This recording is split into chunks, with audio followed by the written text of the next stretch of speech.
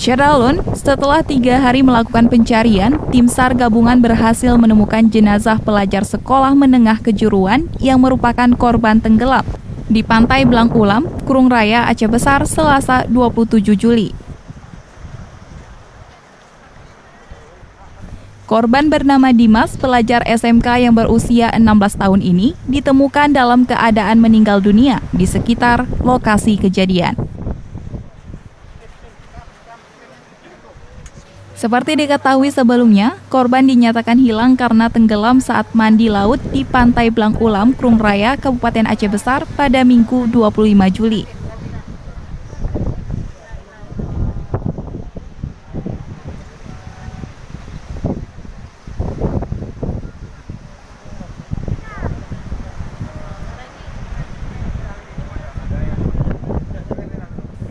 Dari Aceh Besar, Hendri, Serambi On TV.